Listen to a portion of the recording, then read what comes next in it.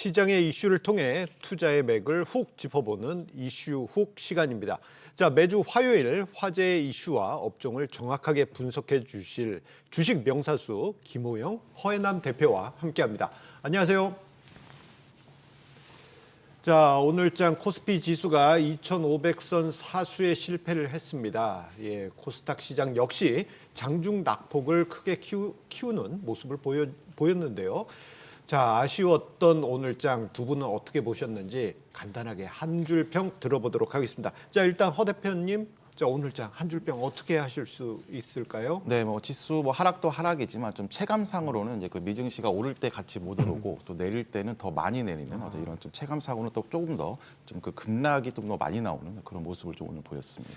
예, 미국보다 더 아쉬웠던 그러한 흐름이었다. 그렇게 정리를 해주셨고요. 김 대표님은 오늘장 어떻게 평가하시겠습니까?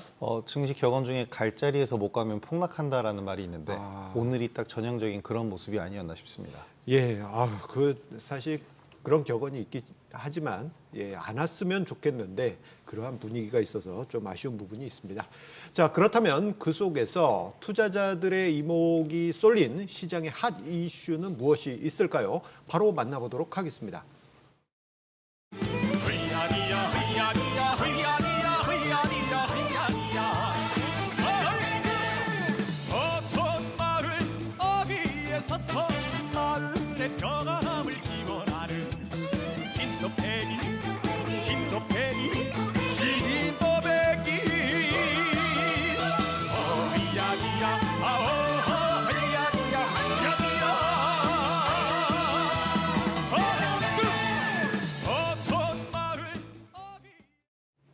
예, 우리 개인 투자자분들의 수익률을 지켜줄 진또배기 같은 그러한 전략 알아보도록 하겠습니다. 자, 국내 증시가 숨고르기에 접어들면서 2,500선을 하향 이탈하는 그런 아쉬운 흐름이 나왔죠. 자, 상황이 이렇다 보니까요, 마땅한 투자처를 찾기가 참으로 쉽지 않습니다. 자, 앞서서도 오늘장 간단히 정리해 보기도 했는데요.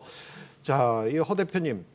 자, 최근 지수가 이렇게 약한 이유가 어디 있을까요? 미국은 그래도 상대적으로 견조했는데 말이죠. 네, 우선 이제 코스피 라인 자체는 이제 한 번 정도는 좀 쉴 수 있는 좀 라인이었거든요. 이제 2,500선은 이제 9월 긴축 공포로 인해서 이제 급락이 시작했던 그 시작점입니다. 따라서 이제 11월 말부터 해서 이런 이제 1차 기술적 반등 후에 좀 숨고르기를 할 수 있는 이런 좀 구간인 거는 맞는데 이제 오늘 좀 최근에 이제 시장을 주도했었던 이제 반도체의 대장주라고 할 수 있는 이제 SK 하이닉스까지 이제 13만 원을 이탈하면서 다시 좀 한 달 동안 유지했었던 이제 박스권 하단까지 좀 이탈하는 모습입니다. 이제 주도 섹터까지 이제 한번 힘을 잃고 이제 그다음에 또 저 국내 증시 자체적인 좀 문제인 그 2차 전지 시총 상위 종목군들까지 좀 급락을 하면서 좀 수급이 다시 한번 좀 꼬이는 그런 분위기입니다. 그래서 미증시 중심으로 한 이제 글로벌 증시의 각도 조절 그리고 또 두 번째로는 이제 국내 증시 자체적인 또 수급적인 문제 이 두 가지가 좀 합쳐지면서 오늘 좀 그 지수 하락이라든가 수급 대비 좀 체감상으로는 역시 낙폭이 상당히 컸다 이렇게 요약할 수가 있겠습니다. 예, 허 대표님이 오늘장을 정확하게 짚어주신 것 같습니다. 미국 증시의 약세 흐름 그리고 여기에 국내 시총 상위 종목에 있는 종목들의 흐름이 부진하게 흘러가면서 시장 전체적인 부담을 줬다라는 부분을 이야기를 해주셨는데요. 자, 이런 분위기 속에 코스피 지수가 주도주가 눈에 띄지 않는 상황이죠. 자, 그러다 보니까 개인 투자자분들이 2차 전지, 로봇 그리고 정치 등 여러 테마주들을 중심으로 한 데이 트레이딩에 집중하고 있다라는 이야기가 계속 들려오고 있습니다. 자, 김 대표님, 개인 투자자들의 데이 트레이딩 비중이 점점 높아지고 있다는데 어느 정도입니까? 일단 4일자 기준으로 한국거래소 통계를 보게 되면요.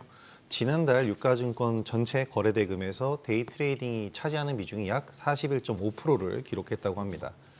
지난해 말에 이 수치가 32.3%였던 것을 감안하면 올 들어서만 9% 이상 증가를 했다고 볼 수 있겠고요.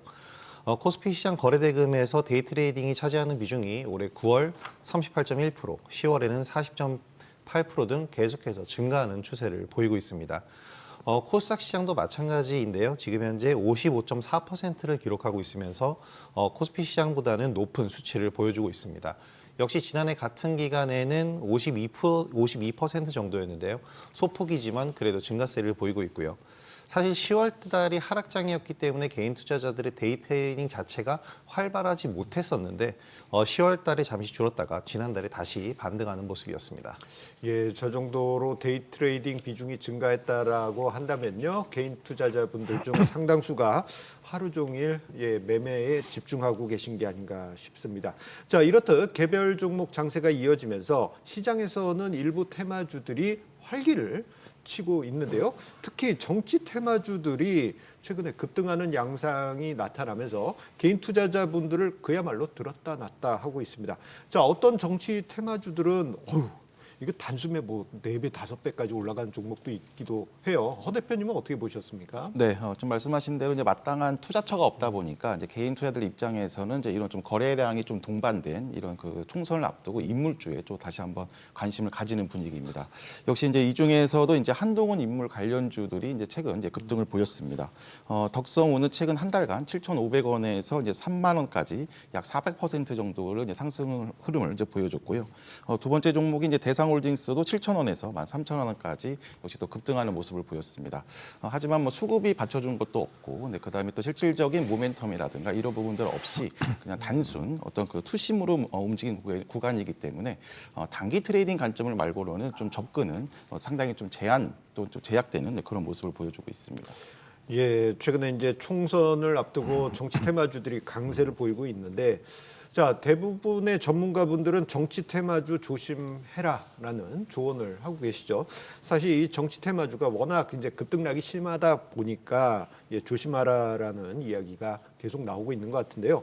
자, 김 대표님, 이 정치 테마주가 요즘 이제 각광이고 또 개인 투자자분들이 많이 이제 이야기를 하고 있을 것 같은데, 만약에 이런 얘기를 들으셨다 한다면은 이거 어떻게 해야 된다, 이런 조언을 주실 수 있을까요?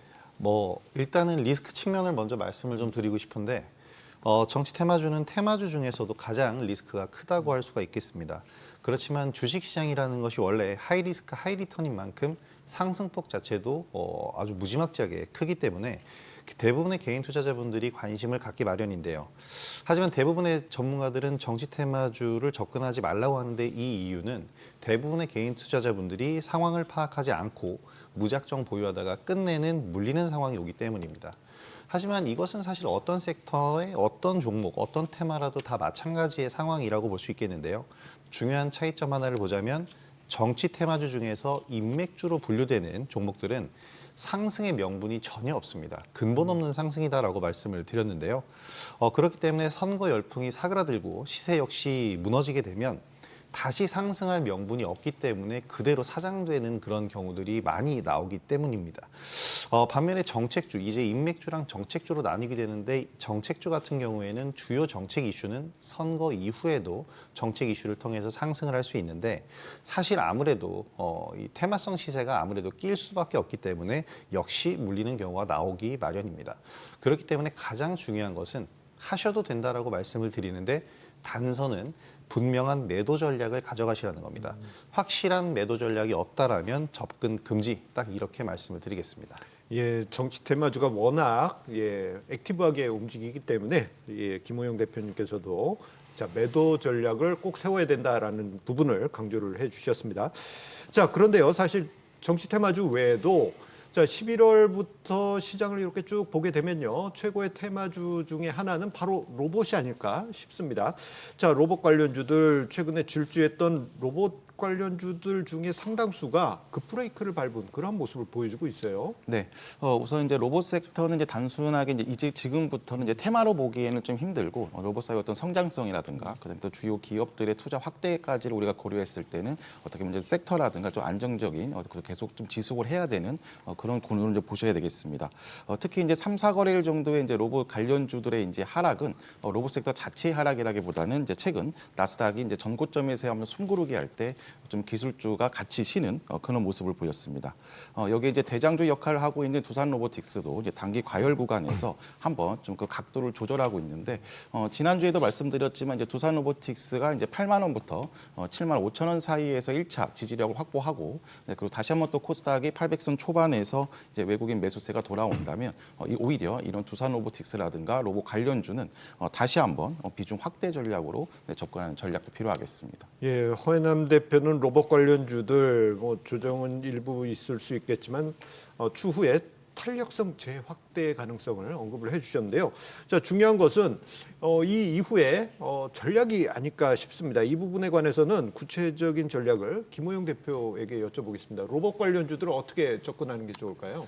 사실 로봇주들의 거침없는 상승세는 이 전체적인 섹터에서 나온 것이 아니고 두산 로보틱스 한 종목에만 집중됐다라고 저는 생각을 하는데요. 다른 로봇주들은 9월 급등 이후에 하락하면서 바닥을 다져가는 모습이다라고 보셔야 되겠습니다. 두산 로보틱스의 상승 자체도 어떤 정부의 정책 이슈가 아니라 연기금의 수급이 집중된 수급형 상승이라고 보셔야 되겠는데요.